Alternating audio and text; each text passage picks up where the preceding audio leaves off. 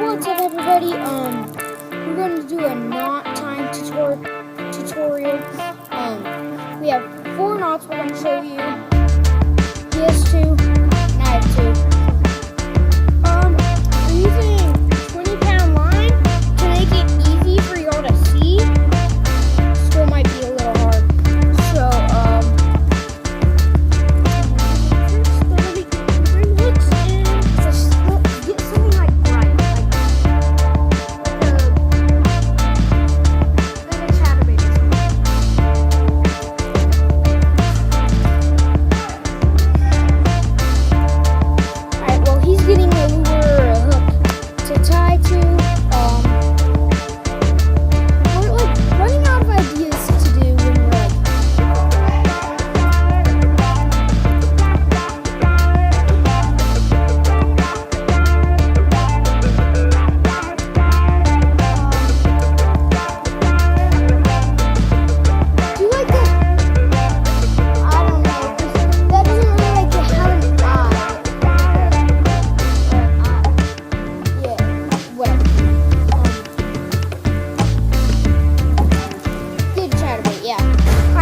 showing you on a chatterbait.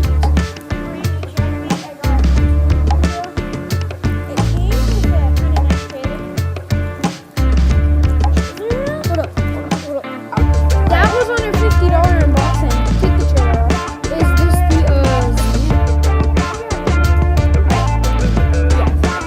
Alright, Z-Man original chatterbait. But the trailers that come on, I love this about almost all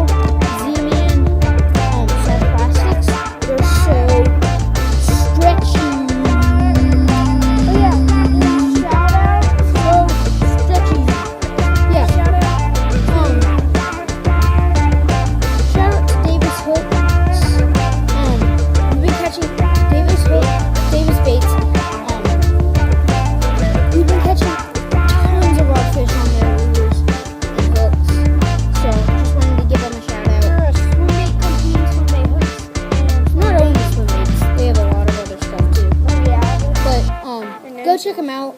We've been catching tons and tons of fish on them. Not really in videos, though. We've caught a couple in videos. Yeah. Okay, so I'm tying mine out first. So let me just cut off an amount of line. It's actually pretty peaceful right in my driveway. You can see the basketball hoop. Here's the green line. So what you're gonna do is, well, what you do for everything. Do the eye. So now you can see the eye. I like to put my finger through here to wrap the line around, but you don't really have to. So then you wrap it around 5 times. So you're gonna make a loop and then wrap it around the line that goes to your reel. And then, see this little hole right here? Put your line through that. And then, now there should be this loop right here. Put your line through that. And then there's one more hole down here. Put your line through that. And then, put way too much of a tag in. That's how you just push it down, but that's how it's supposed to be. Whatever. We use this for like leaders because it leaves like a loop, and then tie your hook there, and then this goes to your reel. Yeah, it's a good strong knot. I catfish fish with it. Yeah, we catfish fish with it. And now time for Chandler's fish knot. Why isn't cut it? This is using most of my 20-pound line. It's not like you use it because it doesn't fit on my bass rod. And why would you have 20-pound line for bass fishing? Well, unless you're like, I was deep sea fishing, so that's why I own it. Okay. not really deep. Yeah. It's 20-pound mono, so we don't really use it for bass. But It's catfish line. yeah. Use it for catfish and saltwater. We don't catfish. That knot I just tied, I usually do on this line, because when I catfish fish in like Lanier, Hartwell. Yeah. So, what you're gonna do, you got the eye of the hook right there. You're gonna put the line through that. Get about a good. Not right now. Just a second. You get a good 5, 6, 7 inches and make an overhand knot, but don't cinch it down.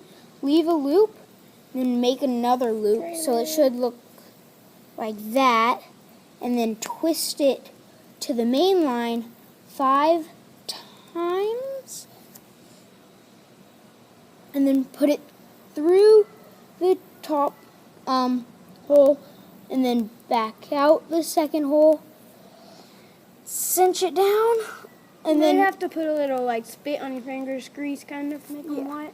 And then you're gonna pull it tight, and sometimes it'll slide up the line. Push it back down, or else it's gonna come loose. So you have to remember to do that. Most of the time it won't come loose though, but it can. All right, he's gonna show you his second knot. That was my first knot. My second knot is like that same thing, but I use it for bass fishing. It's a nice knot. It's like that same thing, just like you kind of take away a few steps, 1 or 2. It's my bass fishing knot, not really my catfish, but I can't get that line off. Tried it pretty hard to the. So pretty outside right now. Right in my dry. Oh, got it. Still like 90 degrees though. Yeah, it was so hot. We did our we haven't posted it yet. We will. We were just going out there fishing. Not really. It was hot, so we weren't out there for long, but alright, so this knot. See, the line is through the eye. I always want to do that. Put my finger in the line again, and I like to wrap it around 5 times again. 2, 3. And the reason why I also like to put my finger there is because then what you're going to do is you're going to take your line through that, and then there's a little hole right here. Trying to get it so you can see. After you took your line through, put your line through that. And the same thing, hole, nice and hard. And if you start sliding up, use your hands and kind of push it down.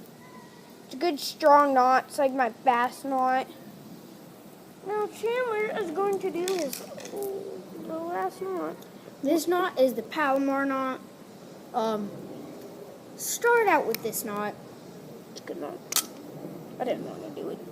If you're a beginner, I knew you would do it, so. then that's the knot you're going to be using. It's the Palomar knot, Well, if you want to or you should be using. drawn knots, yeah. Yeah. I mean, if you're fishing for like small little Crappy. brim, like bluegill, I mean, a simple. I didn't do it part because I'm a crappie fisherman, because there's a crappie pond right by my house. So I Right. still bass fish all the time though. So you're gonna put it through the eye of the hook, bring it out, leave a good, I'd say 10 inches. No, 7 inches to a foot. Like, and don't do that. Drop the bait. All right, so gonna put it. Oh my gosh! Dropped it again. Put it through the eye of the hook or the bait. Get a good 7 inches, and then put it back through the eye of the hook, just like that. And make sure this loop is here. Drop the iPad. And then you are going to tie a simple overhand knot with the loop, but don't cinch it down. Actually, you can cinch it down. Yeah, cinch it down. And then put the bait through